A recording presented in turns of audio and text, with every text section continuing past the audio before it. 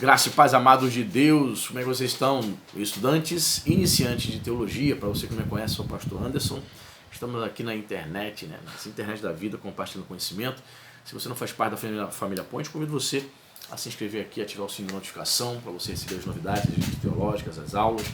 E você que já é inscrito, peço a você, não esqueça isso, já deu like logo de início, ajuda comentando aí, dando um alô para você ajudar o canal, compartilhe em grupos de Facebook, WhatsApp e temos pedido ajuda também a você que tem sido abençoado com este canal, com estas aulas, com as outras aulas também, que você possa aqui abaixo na descrição tornar-se um apoiador, faça esse propósito com Deus a partir de R$5, né? Talvez você pode com 10, 15, 20 dentro das suas posses, tornar-se um apoiador desse ministério, desse canal.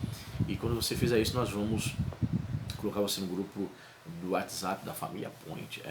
E quando alcançarmos a meta financeira, que você vai descobrir entrando aí, lá no link do Apoia-se, nós vamos começar a sortear livros de teologia para os apoiadores.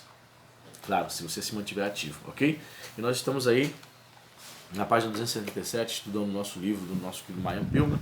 Vamos adentrar hoje no capítulo 9, vamos falar sobre o Espírito Santo. Perfeito? Então vamos lá.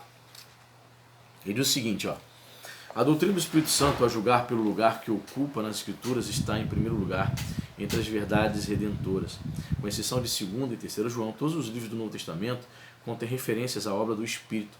Todos os evangelhos começam com uma promessa do derramamento do Espírito Santo. No entanto, reconhecidamente, essa doutrina é a mais negligenciada.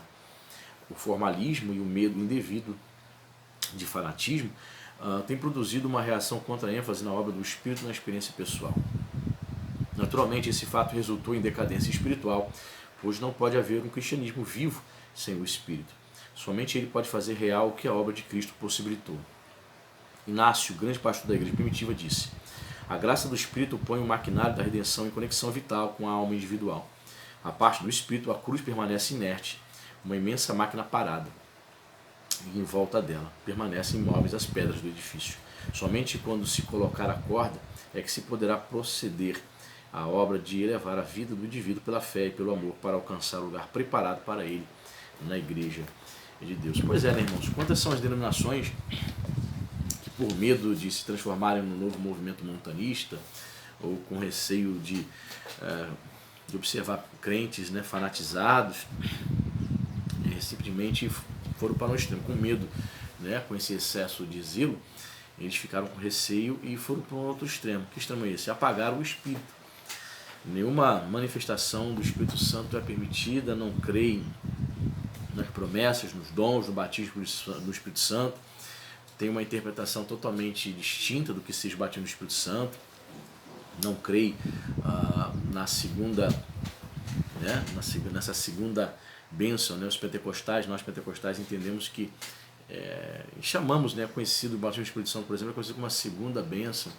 A primeira bênção é a bênção da salvação, posteriormente essa experiência sobrenatural, o batismo do Espírito Santo com evidência em falar em línguas estranhas. Ok? Então, infelizmente, muitas igrejas apagaram o Espírito em suas vidas, então são verdadeiras igrejas cemitério, né? Só tem gente morta, não dão vazão ao Espírito. A igreja deixou de ser um lugar de adoração, um lugar de fervor e de comunhão e culto ao Senhor para se tornar um clube. Muitas igrejas, infelizmente, assim.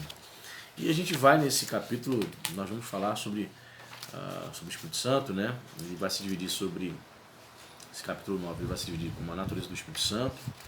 A parte 2, o Espírito no Antigo Testamento. A parte 3, o Espírito em Cristo. A parte 4, o Espírito Santo na experiência humana. A parte 5, os dons do Espírito. E a parte 6, o Espírito na igreja. Ou seja, chegamos na parte, então, de pneumatologia ou paracletologia, né? Então vamos lá, a natureza do Espírito Santo.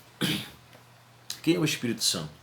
A resposta a essa pergunta encontra-se no estudo sobre os nomes que lhe foram dados, os símbolos que ilustram suas obras. Os nomes do Espírito Santo. Letra A, Espírito de Deus. O Espírito é o executivo da divindade, opera tanto na esfera física quanto na moral. Por intermédio do Espírito, Deus criou e preserva o universo. Por meio do Espírito, o dedo de Deus, segundo Lucas 11:20, Deus opera na esfera espiritual, convertendo os pecadores, santificando e sustentando os crentes. Todas as vezes que eu vejo alguma referência sobre o ato do Espírito Santo convencer, né, converter pecadores, a gente lembra daquele texto de João, onde Jesus vai dizer que o Espírito Santo convence o homem do pecado, da justiça e do juízo, certo? Certo dia eu estava fazendo um estudo sobre esse versículo. Interessante que essa palavra convencer, lá no original grego, traz uma ideia bem assim distinta, no mínimo distinta do que a gente imagina, a gente pensa acerca do que seja esse convencimento. Lá no original grego, traz a seguinte ideia: convencer, o Espírito Santo convencer, traz a ideia do Espírito Santo confrontar, expor, né? Confrontar, revelar, expor, desmascarar os nossos pecados para nós mesmos. Mas não é isso que acontece quando a palavra de Deus é ministrada, e se a pessoa está com o coração aberto para as coisas de Deus, o Espírito Santo usando ali o pregador ao ministrar a palavra, o Espírito Santo vai mostrando, vai revelando, vai confrontando os nossos erros, os nossos pecados, tudo aquilo que nós temos feito que desagrada a Deus, né? Vai nos confrontando, exigindo de nós uma postura, uma nova postura em Cristo. Eu achei muito interessante quando eu fui estudar esse versículo, porque a palavra convencer traz a ideia de uma forte persuasão. Sim, a gente pode entender, não estou dizendo aqui que está errado essa tradução, convencer. Mas quando eu li essa alternativa, essa palavra alternativa de confrontar, também traz uma perspectiva interessante. Além do Espírito Santo nos persuadir acerca dos nossos erros, nossos pecados contra Deus, ele vai confrontar, ele vai revelar e vai expor quem somos, né? Diante de Deus, pecadores carentes e necessitados da salvação e da graça, né? E diz assim: o Espírito Santo é divino no sentido absoluto? Sim, provavelmente sua divindade pelos seguintes fatos: aplicam-se a ele a atributos divinos. Ele é eterno, onipresente, onipotente, onisciente. Ele cita aqui vários textos para isso, né? Hebreus 9,14, Salmos 139, versículo 7 em diante, Lucas 1,35, 1 Coríntios 2, 10 e 11. Atribui-se a ele, né, ao Espírito, obras divinas, como por exemplo a criação, regeneração, né? Gênesis 1, 2, né? No princípio Deus criou os céus e a terra, e o Espírito de Deus pairava sobre a face das águas. Ou seja, a gente percebe presente ali, logo na criação, o Espírito Santo participando na obra da criação. E cita outros textos também, Jó 33, 4, João capítulo 3, versículo 8, Romanos 8, 11. Classifica-se o Espírito Santo junto com o Pai e o Filho. Então, na ortodoxia, né, na doutrina ortodoxa, nós entendemos que o Espírito Santo é igual ao Pai e igual ao Filho. Quando você diz assim, quando você ouve o pastor dizendo assim, vamos batizar as pessoas no Pai, do Filho e do Espírito Santo. O fato do Espírito Santo vir por último na nomenclatura ali, né, nessa fórmula batismal, por exemplo, não significa que o Espírito Santo seja menor, tenha menos poder ou tenha menos importância, não. O Espírito Santo é Deus, ele é igual ao Pai, que é igual ao Filho, que é igual, o Filho é igual ao Espírito, ok? Então entendemos que o Espírito Santo de Deus é divino também, e ele é igual junto com o Pai e o Filho. Isso é doutrina ortodoxa já definida desde os primeiros séculos da igreja, ok? Diz mais aqui, o Espírito Santo é uma pessoa ou apenas uma influência? Muitas vezes descreve-se o Espírito de uma maneira impessoal, como o sopro que preenche, a unção que unge, o fogo que ilumina e aquece, a água que é derramada e o dom do qual todos participam. Contudo, esses nomes são meramente descrições de suas operações. Descreve-se o Espírito de uma maneira que não deixa dúvida quanto à sua personalidade. Ele exerce os atributos da personalidade na mente, vontade, e vai citando aqui vários textos de Paulo, sentimento, atividades pessoais, eles são atribuídas, porque ele revela, segundo Pedro 21, ele ensina, João 14, 26, testemunha, Gálatas 4, 6, intercede, Romanos 8, 26, o Espírito Santo fala, Apocalipse 2, 7, ordena, dá ordens, né? Atos 16, versículos 6 e 7, testifica, João 15, 26, ele pode ser entristecido, Efésios 4, 30, não se pode mentir a ele, Atos 5, 3, nem blasfemar contra ele. Eu gosto muito desse versículo de Paulo, Efésios 4, 30, né, que vai dizer, não entristeçais o Espírito Santo de Deus, nos quais estáis selados para o dia da redenção, para a salvação, né? Então, eu costumo sempre dizer, quando leio esse versículo, que você não consegue, você não tem condições de entristecer uma cadeira, uma coisa, né, uma mesa, você não tem condições de entristecer um sofá, um quadro, um ventilador, um livro, não. Você só pode entristecer uma pessoa que tem sentimentos. Daí Paulo vai dizer, não entristeçam o Espírito Santo. Diferentemente do que os testemunhos de Jeová dizem, que o Espírito é uma força ativa, semelhante à energia elétrica, não seria um ser pessoal, né? Isso é uma heresia terrível, né? Desde os primórdios já refutado, porque a Bíblia descreve, né, que o Espírito Santo é Deus, se entristece. Por exemplo, Atos 5:3, você conhece a história, né? A mentira de Ananias e Safira ali na igreja primitiva, em Atos capítulo 5, eles mentem para o apóstolo Pedro acerca de uma oferta que eles prometeram dar, mas mentiram, deixaram de dar no final da história, né? E a Bíblia, você conhece, vai dizer que eles morrem, né? O juízo de Deus vem sobre Ananias e Safira. Mas antes que eles viessem a morrer pelo juízo de Deus, o apóstolo Pedro vai dizer assim, por que mentistes ao Espírito Santo? Eu não tenho condições de mentir para uma porta. Eu só posso mentir para uma pessoa. Então, claramente, vários textos aí comprovando que o Espírito Santo é uma pessoa, não apenas uma influência. Ok? Ele diz mais aqui, Maya Pilman, sua personalidade é indicada pelo fato de que se manifestou em forma visível de pomba e que ele se distingue dos seus dons. Alguns talvez tenham negado a personalidade do Espírito porque ele não é descrito como tendo corpo ou forma. Mas é preciso distinguir a personalidade e a forma corpórea, possui corpo. A personalidade é aquilo que possui inteligência, sentimento e vontade. Ele não requer necessariamente um corpo. Além disso, a falta de uma forma definida não é argumento contra a realidade. O vento é real, apesar de não possuir forma. Né? De fato, né? Eu me lembro quando eu era muito jovem, não dizendo que eu seja muito velho, adolescente, eu costumava evangelizar, as pessoas paravam na rua e começava a falar de Jesus para as pessoas. Aí eu falava assim para as pessoas, olha, Deus, você não vê Deus, você vê Deus? Só calado, às vezes não. Às vezes dizia, não vejo Deus. Pois é, o vento, você vê o vento? Mas nós aprendemos no ensino fundamental a definição de vento. Vento, o que é o vento? Resposta, é o ar em movimento. Essa é a definição que a gente aprende ali nos primeiros anos do ensino fundamental. Pois é, Deus nós não podemos ver, o Espírito Santo nós não podemos ver, mas ele age, ele se move para agir, se move para realizar a sua obra. Então o fato de nós não vermos ou não termos a comprovação empírica do Espírito Santo, em termos como provar a sua realidade, não significa que ele não exista. O fato de ele não possuir uma forma corpórea não significa que ele exista. Ele existe.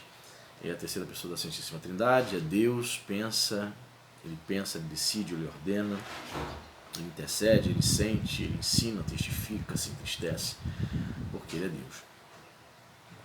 Demais. Não é difícil formar um conceito de Deus Pai ou do Senhor Jesus Cristo, mas alguns têm confessado certa dificuldade em formar um conceito claro do Espírito Santo. Há duas razões para isso. A primeira, nas Escrituras, as operações do Espírito são invisíveis, secretas e internas. A segunda, o Espírito Santo nunca fala de si mesmo nem apresenta a si mesmo. Ele sempre vem em nome de outro e representa o outro. Ele se oculta atrás do Senhor Jesus Cristo e nas profundezas de nosso homem interior. Ele nunca chama a atenção para si próprio, mas sempre para a vontade de Deus e para a obra salvadora de Cristo. Aí Jesus vai dizer lá em João 16,13 que o Espírito Santo não falará de si mesmo. Aí a gente precisa refletir. Existem certos movimentos que se autodenominam carismáticos, sejam católicos ou protestantes, que no mínimo nós devemos estranhar. Como assim, pastor? Jesus diz que o Espírito Santo viria e ele não falaria de si mesmo. O que significa? Significa que o Espírito Santo sempre aponta para Jesus. Quem é cheio do Espírito Santo glorifica Jesus. Certo? Quem é cheio do Espírito Santo vai adorar Jesus. Um pouco mais de 20 anos atrás eu li uma matéria revista evangélica que falava sobre o movimento carismático. O que é isso, pastor? O movimento carismático seriam os católicos que supostamente, eles dizem, né, que tiveram a experiência do batismo do Espírito Santo, a semelhança dos protestantes. Só que nessa revista mostrou ali algumas entrevistas com esses católicos que disseram que foram batizados pelo Espírito Santo. Abre aspas para esses católicos.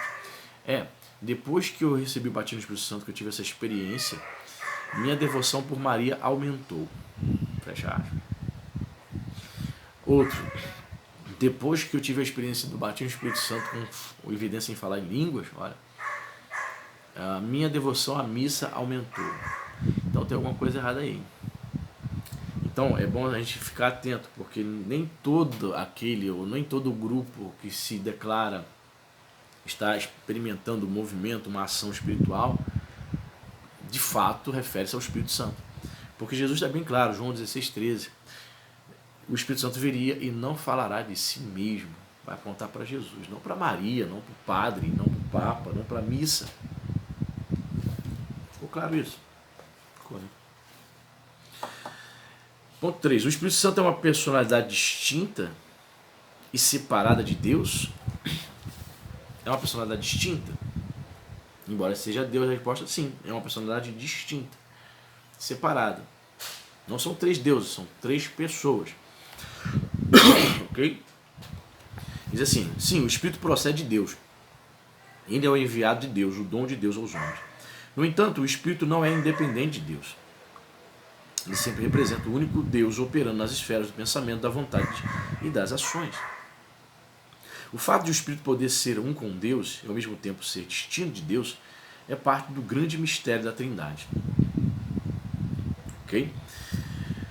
O Espírito de Cristo. Letra B.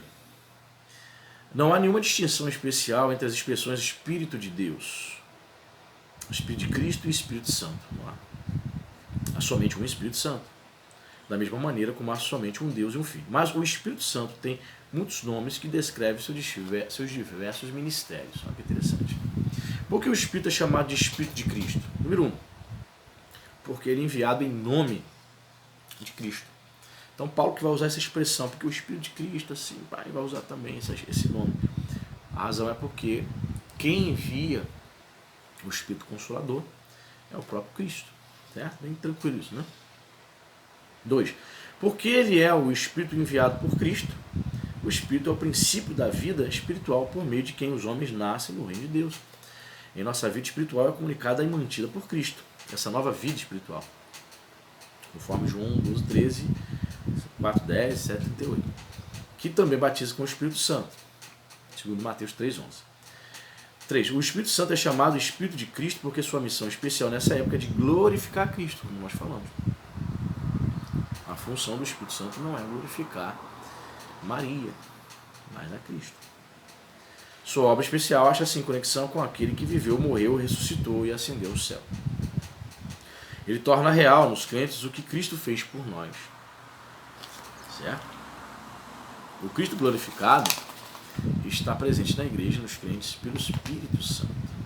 Ouve-se sempre que o Espírito veio tomar o lugar de Cristo, mas é mais correto dizer que ele veio tornar Cristo real. Então, hoje o Espírito Santo atua na igreja. Na antiga aliança, você sabe, o Espírito Santo de Deus, ele vinha somente sobre algumas pessoas especiais, escolhidas para grandes obras, né? Davi, Moisés, ok. Só que na nova aliança, nessa dispensação, o Espírito Santo habita em todo crente, qualquer crente, mais simples, aquele mais humilde, com pouco conhecimento das Escrituras, até aquele que tem um grande conhecimento. Sim, é possível nós sermos morada do Espírito Santo. Então é ele que torna real a pessoa de Cristo, né? O Espírito de Cristo, e torna real Jesus na nossa vida. E diz mais aqui, o Espírito Santo torna possível e real a onipresença de Cristo no mundo e sua habitação nos crentes. A conexão entre Cristo e o Espírito é tão íntima que se diz que tanto Cristo quanto o Espírito habitam no crente. E o crente está tanto em Cristo quanto no Espírito. Interessante isso, né? Por mais de 164 vezes no Novo Testamento, Paulo vai utilizar a expressão de que os crentes estão em Cristo. Aquele que está em Cristo Jesus, não há condenação para aquele que está em Cristo. Ou seja, como o crente está em Cristo, como ele comunga esta comunhão com Cristo, por intermédio do seu Espírito que em nós habita. Então é interessante, né? Estamos em Cristo e o Espírito está em nós. Ele diz aqui, graças ao Espírito Santo, a vida de Cristo torna-se nossa vida em Cristo. Então vivemos a vida de Cristo, né? Podemos dizer também a vida de Deus, né? A verdadeira vida, por conta de sermos habitação do Espírito Santo. Ok? O que mais ele vai dizer aqui? Conselheiro. Esse é um título dado ao Espírito no Evangelho de João, capítulos 14 a 17. O estudo do fundo histórico desses capítulos revelará o significado do dom. Os discípulos haviam tomado a sua última ceia com o Mestre. O coração deles, pensando na partida do Mestre, estava triste e estavam oprimidos pelo sentimento de fraqueza e debilidade. Quem nos ajudará quando ele partir? Quem nos ensinará? Quem nos guiará? Quem estará conosco quando pregarmos e ensinar? Como poderemos enfrentar um mundo hostil? Cristo aquietou esses temores infundados com esta promessa. E eu pedirei ao Pai, e ele lhes dará outro conselheiro para estar com vocês para sempre. João 14,16. A palavra conselheiro, paráclito no grego, significa alguém chamado para ficar ao lado de outrem com o propósito de ajudá-lo em qualquer eventualidade. Conselheiro ou consolador, né? Especialmente em processos legais e criminais. Era costume nos tribunais antigos as partes aparecerem no tribunal assistidas por um ou mais de seus amigos mais prestigiosos, que no grego chamavam de paráclito, em latim, advocatus. Daí você vai ver 1 João 2,1, essa palavra paráclito sendo traduzida por advogado. Jesus é o nosso advogado. Se nós, filhinhos, não pequeis, João vai dizer, todavia se vocês pecarem, vocês têm junto a vós Jesus, o advogado. Tem Jesus, que é o nosso advogado, ou seja, aquele que é chamado para estar do nosso lado, para fazer o quê? Para defender-nos. Estes assistiam seus amigos não pela recompensa ou remuneração, mas por consideração e amor. Olha que interessante. A vantagem de sua presença pessoal era a ajuda de seus sábios conselhos. Eles orientavam seus amigos quanto ao que deviam dizer e fazer. Falavam por eles, representavam-nos, faziam da causa de seus amigos sua própria causa, amparavam-nos nas provas, dificuldades e perigos da situação. Então eles, achei interessante essa questão aqui, né? Eles ajudavam esses amigos, se apresentavam ao lado, né, do indivíduo num julgamento, né, justamente por amor, por consideração. De fato, o Espírito Santo habita em nós por amor, né? Habita em nós pela obra, por conta da obra de Cristo na cruz do Calvário. De fato, e nós devemos ser recíprocos em relação a isso, né? Ele nos ama, habita em nós. Então devemos valorizar o fato de sermos templo do Espírito. Foi essa também a relação do Senhor Jesus com seus discípulos durante seu ministério na terra, e eles naturalmente sentiam tristeza ao pensar em sua partida. Mas ele os consolou com a promessa de outro conselheiro que seria o defensor, ajudador e instrutor deles durante sua ausência. O Espírito Santo é chamado de outro conselheiro, né, o consolador, porque ele seria em forma invisível, aos discípulos, juntamente o que Jesus lhes havia sido em forma visível. Essa palavra outro, né, no grego, este que vos enviarei outro, né, ele tem um sentido de outro da mesma espécie. Olha que interessante. A palavra outro, né, ela tem também outra palavrinha no grego, né? Héteros. Daí vem a palavra heterossexual, ou seja, a pessoa que gosta, né, de pessoas de outro sexo. O homo, a pessoa que gosta de pessoas do mesmo sexo. E a palavra lá no grego é allos, significa outro, outro da mesma espécie. Jesus estava dizendo, eis que vos enviarei outro consolador, alguém como eu também, divino. Olha que interessante. Interessante mesmo. A palavra outro faz distinção entre o Espírito Santo e Jesus, no entanto, coloca-os no mesmo patamar. Jesus enviou o Espírito, mas Jesus vem espiritualmente a seus discípulos pelo Espírito. O Espírito Santo é o sucessor de Cristo, como também a presença dele. O Espírito Santo torna possível e real a presença contínua de Cristo na igreja. É ele quem faz com que a pessoa de Cristo habite nos crentes de maneira que possam dizer com Paulo: Cristo vive em mim. Por conseguinte, é a vida de Cristo, sua natureza, seus sentimentos, suas virtudes, que o Espírito comunica aos crentes. É segundo a semelhança de Cristo que ele os transforma, segundo o modelo que Cristo nos deixou. Sem Cristo, o Espírito nada tem a produzir no coração do crente. Se ele eliminasse Cristo e sua palavra, seria como remover do estúdio do fotógrafo a pessoa a ser fotografada, cujas feições a luz não fixaria na chapa por estar esta ausente. Vai fazer uma analogia interessante, né? A vinda do conselheiro não significa que Cristo cessou de ser o intercessor, o justo do seu povo. João informa-nos que ele ainda desempenha esse ofício, 1 João 2:1.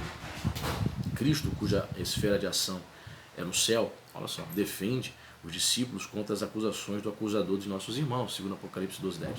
E ao mesmo tempo o Espírito, cuja esfera de ação é na terra, faz calar os adversários da igreja pela vitória da fé que vence o mundo.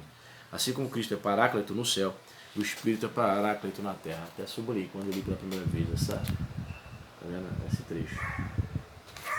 Você deu para você entender? A Bíblia chama Jesus também de paráclito, a segunda pessoa da Trindade. E chama a terceira pessoa da Santíssima Trindade, o Espírito Santo, também de paráclito. Só que o ministério dele, Jesus, é paráclito no céu. Diz lá em Hebreus 7:25, que ele vive a interceder pelos santos. E ao mesmo tempo o Espírito Santo é paráclito na terra, habitando nos crentes. Porque diz também lá em Romanos capítulo 8, Paulo vai dizer que o Espírito Santo intercede por nós com gemidos inexprimíveis. Olha que interessante. Bacana, né? O Cristo glorificado não somente envia o Espírito, mas também se manifesta por meio do Espírito. Fisicamente, Jesus podia estar somente em um lugar de cada vez. Mas em sua vida glorificada, ele é onipresente pelo Espírito. Durante sua vida terrestre, Jesus não habitava no interior dos homens pelo Espírito. Ele pode habitar na profundidade de suas almas. Certo escritor esclareceu essa verdade da seguinte maneira: se ele tivesse permanecido na terra em sua vida física, teria sido somente um exemplo a ser copiado, mas desde que subiu seu Pai e enviou o seu Espírito, ele passou a representar uma vida a ser vivida. Se tivesse permanecido conosco, visível e tangível, sua relação para conosco seria meramente como a do modelo para o artista que esculpe o mármore, mas não seria como a ideia e a inspiração que produzem a verdadeira obra de arte. Se tivesse permanecido na Terra, ele teria sido objeto de prolongada observação de estudo científico, jamais habitaria em nosso interior. Seria sempre externo a nós. Uma voz externa, uma vida externa, um exemplo externo. Mas graças a seu Espírito, agora ele pode viver em nós como a verdadeira alma de nossa alma, o verdadeiro Espírito de nosso espírito, a verdade de nossa mente, o amor de nosso coração e o desejo de nossa vontade. Interessante, né? Os demais grandes líderes das grandes religiões, eles são exemplo, né, para os seus seguidores, como Maomé, como Buda. Mas nenhum desses seguidores dizem que Buda habita dentro deles. O espírito de Buda habita de mim. O budista não fala isso, tampouco o maometano. O espírito do profeta Maomé habita em mim. Mas ao cristão é possível dizer que o Espírito de Cristo habita em nós.